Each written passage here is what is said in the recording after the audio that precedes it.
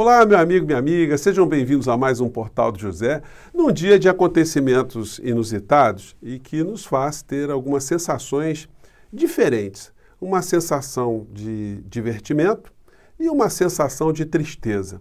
Eu digo sensação de divertimento porque essas manifestações convocadas pelo presidente da República, pelos seus seguidores, as seitas que acompanham tudo aquilo que ele determina, nos relembra muito o conto de Machado de Assis, o Alienista, que eu recomendo, tem na internet, fácil, você baixa, só dá uma busca, porque o Bolsonaro está transformando o Brasil numa grande Itaguaí. Itaguaí era a cidade que o Machado de Assis usa para colocar o conto dele ali como sendo uma cidade onde quase toda a cidade acabou sendo internada. Todo mundo foi considerado meio doido, perturbado da cabeça, pelo Dr. Simão Bacamarte, que é o Bolsonaro nos dias de hoje. Então, quando a gente vê que a ficção está se convertendo em realidade aqui no nosso país, porque essas pessoas todas, elas são dignas da gente dar risada delas e da gente ter uma tristeza de ver essas pessoas se mobilizando como dementes. E a expressão demente, não sou eu só que estou utilizando. Hoje, a gente, quando vê essa coluna aqui do Jânio de Freitas, um jornalista muito conceituado, ele usa essa expressão para classificar, inclusive, o comportamento das entidades que deveriam estar protegendo o nosso país e que se comportam também como criaturas com algum tipo de demência. Diz ele aqui, os inúmeros protagonistas dessa situação maluca ou a impulsionam ou se mantêm na inércia dos dementes dopados de velhos hospícios. Ele está dizendo isso por conta do comportamento das instituições brasileiras diante dessas coisas aterradoras que a gente está vendo no cotidiano. E eu costumo dizer também que isso não está se dando por acaso. A gente não deve nutrir grandes ilusões em relação à Procuradoria-Geral da República, em relação ao Poder Judiciário, ao Congresso Nacional, porque todos fazem parte de uma estrutura que está devidamente azeitada para manter os interesses dos grandes grupos econômicos aqui no nosso país. Gente, sempre foi assim. Isso não é uma situação que está acontecendo só agora. Vamos lembrar que o Brasil teve a sua independência formal declarada em 1822. Em 1824, 2 anos depois, nós tivemos a nossa primeira Constituição brasileira, a Constituição no Império. Essa Constituição não aboliu a escravidão. A gente ficou livre de Portugal, mas manteve aqui dentro do nosso país uma grande desigualdade social, uma iniquidade. E tínhamos um poder judiciário. O poder judiciário aqui no nosso país se colocou contra a escravidão? Não. Eles mantinham a estrutura formal, a estrutura legal que foi criada pelos parlamentares, pelo poder constituído da época. No dia de hoje, acontece a mesma coisa. O Poder Judiciário não é um poder transformador, embora em algumas pautas eles se coloquem de forma mais progressista, né, em relação a direitos morais, vamos dizer assim, a união de pessoas do mesmo sexo, uma questão envolvendo o aborto de anencéfalos, enfim. Mas no plano econômico, o Poder Judiciário brasileiro ele está apoiando o governo Bolsonaro, na medida que ele não se conflita com o status quo, com o Bolsonaro, porque isso representa dar uma balanceada na questão econômica do nosso país, tirando Paulo Guedes, essa figura que muita gente chamava de posto Ipiranga, e hoje está parecendo um imposto Ipiranga, né? Um impostor. Nós estamos vendo essa situação aqui do Paulo Guedes, onde o Brasil não gera emprego, está acumulando desemprego uns atrás dos outros, em todas as áreas, não há um projeto de desenvolvimento da nossa nação e nós temos um grande estelionatário econômico conduzindo o nosso país. Um cara que faz um discurso por um lado e tem uma prática voltada para outro. Um homem preconceituoso e como hoje tem até a coluna do Bernardo Melo Franco, quando ele aborda essa questão, ele coloca aqui Guedes e o desemprego, ele está dizendo o seguinte, e eu concordo com ele, o Guedes, ele não é um economista que virou bolsonarista, ele é um bolsonarista, ele é um cara que trabalhou no governo Pinochet, no assassino, torturador, ladrão, corrupto, e veio para o Brasil se associar a Bolsonaro. Então, do ponto de vista ideológico, ele não tem distância nenhuma do Bolsonaro. E aí, por conta disso, ele de vez em quando solta essas frases preconceituosas dele contra empregadas domésticas, porteiros, filhos de porteiros, programas de pobres em universidades, ou de jovens em universidades. É um homem que faz um discurso para engabelar os incautos que ainda acreditam no Bolsonaro e que vão para essas ruas e que são dignos de pena nossa, ou de risadas, porque são as pessoas do hospício aqui do Simão Bacamarte. Gente, como eu disse a vocês, não é só o Poder Judiciário que tem ficado conivente com essas histórias todas, com essa conivência demencial. Os grandes veículos de comunicação também não querem que o Bolsonaro seja retirado do poder. Quando a gente vê, por exemplo, aquilo que eu denunciei ontem aqui no nosso papo, que é repercutido nas redes bolsonaristas, mas que os grandes jornais, os grandes telejornais não falaram uma linha, é porque há uma conivência, porque isso que o presidente está fazendo, fez ontem, é uma coisa extremamente grave. É o chefe do hospício falando coisas extremamente graves e isso não foi repercutido. Por que não é repercutido? Por que o Procurador-Geral da República não faz nada? E o Poder Judiciário que não se manifesta em relação a essa situação? E o presidente da Câmara, o presidente do Senado, eles não querem perturbar a lógica de entrega dos nossos direitos ou da manutenção da escravidão moderna.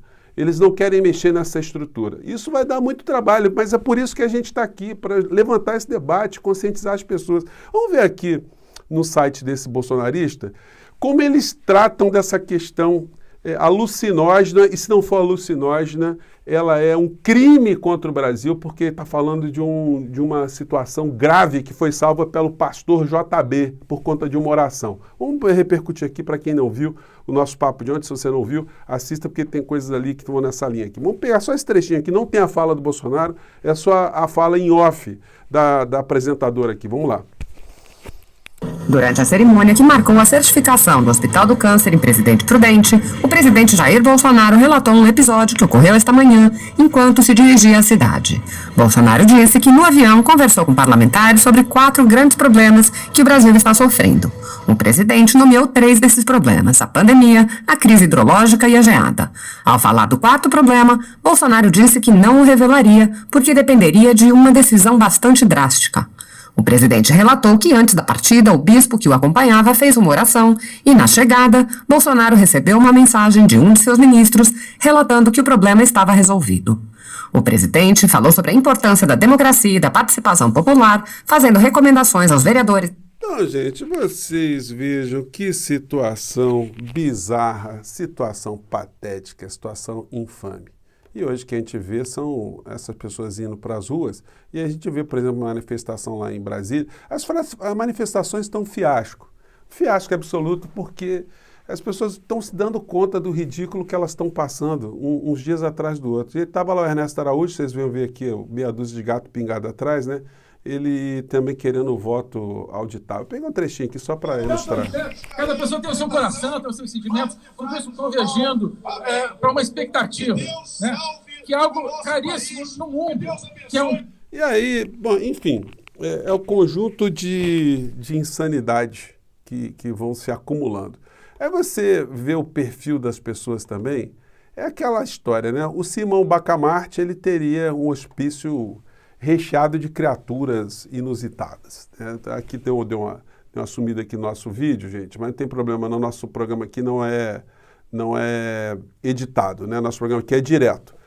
Mas apareceu aqui a criatura, a bela criatura aqui com chapéu de vaqueiro, ali no Distrito Federal também, falando para os bolsonaristas de uma maneira geral, o pessoal do hospício do Simão Bacamarte, né? E a gente só pode tratar essa situação, às vezes, ridicularizando. Aliás, a forma mais contundente de crítica é quando você usa o humor. E hoje tem uma coluna chamada O Sensacionalista, que é publicada em alguns jornais, muito interessante, né? Que provoca essas reflexões. Diz aqui uma das manchetes: com rejeição de 62%, Bolsonaro perderia para Lula, Ciro, Haddad, Mandetta, Dória, Satanás, Suzane von Richthofen, Valdemorte e um cone da SET, da Companhia de Engenharia de Tráfico. Dizem eles aqui: Uma nova pesquisa eleitoral para o segundo turno de 2022 mostra que Bolsonaro só ganha a eleição se concorrer sozinho contra a Constituição e com uma milícia armada de vice. Jair fez uma live durante a semana para apontar fraudes nas eleições, mas trouxe apenas provas de que deveria ter sido preso há muito tempo por ameaçar a democracia. Na live, o presidente perguntou quantos idiotas existem no Brasil. Segundo um especialista, depois do pico de 2018, o número de idiotas vem caindo bastante. Isso a gente pode ver até nas manifestações, né? A única coisa que não cai é o próprio Bolsonaro, porque Arthur Lira não deixa. O brasileiro não tem provas, mas tem convicção de que é Lira quem está levando vantagem para não impedir a destruição do Brasil. Aí tem uma outra também, sempre na base da crítica também, mas uma matériazinha aqui, sacaneando, brincando com Flávio Bolsonaro. Flávio Bolsonaro vai integrar CPI e já cobra por gato de luz, gás e TV a cabo na comissão. E aí eles vão detonando. Eu vou ver se eu consigo colocar algumas dessas partes aqui desse trecho, dessa coluna aqui para vocês, para compartilhar, para quem não conseguir entrar na internet. Os jornais, como eu tenho dito a vocês, não falaram nenhuma linha, nem os jornais na televisão, nem os jornais impressos. Eles falam aqui do Bolsonaro ontem, mas não falam dessa ameaça grotesca, desse pastor milagroso que salvou o Brasil de uma hecatombe, de uma coisa muito mais grave do que a pandemia, do que a crise hidroenergética, que ele chama de hidrológica, né? E as geadas. Então tinha uma coisa muito grave que não foi revelada. Hoje, aqui na coluna do Merval Pereira, também tem um trecho muito interessante, ele chama o Show de Bolsonaro.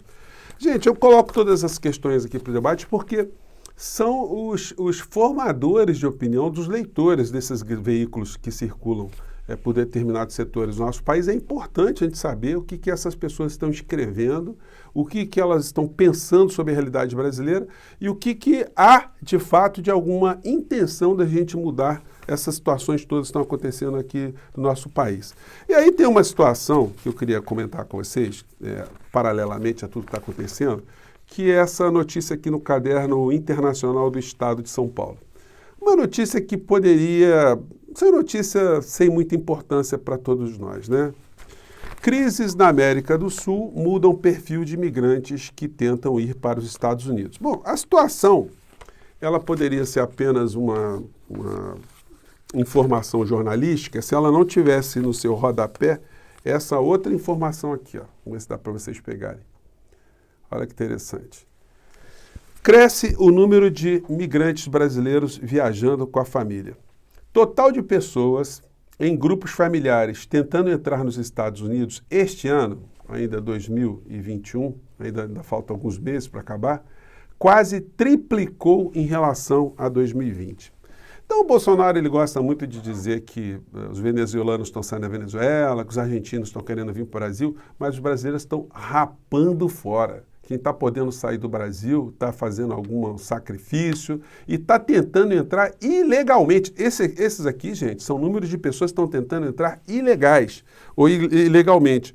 O número é estratosférico. Nós temos aqui na matéria que nós tivemos só esse ano, foram barradas 18.948 pessoas, brasileiros, que estavam tentando entrar ilegalmente nos Estados Unidos. Sem falar nas centenas de milhares de brasileiros que já vivem nos Estados Unidos, muitos que já partiram para lá no começo do governo Bolsonaro e agora estão vendo a realidade aqui no nosso país, estão tentando sair daqui de todo modo.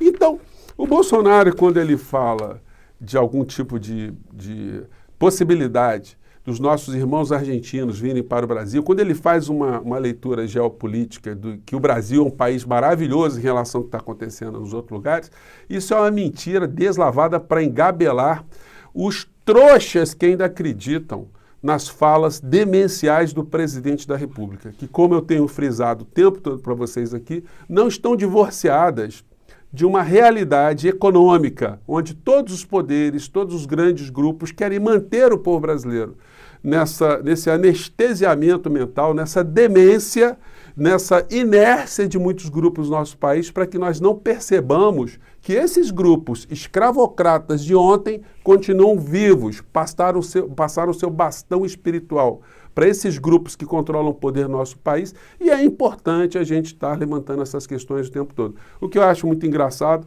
é que ainda continuam a vir pessoas aqui para o nosso portal. Nosso outro vídeo teve muito comentário de bolsonarista aqui, mandando sapato.